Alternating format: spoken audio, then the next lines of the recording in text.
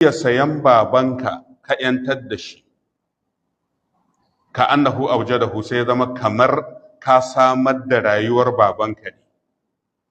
Saboda idan aka ce bawa ba shi da ‘yanci, ba yi da komi.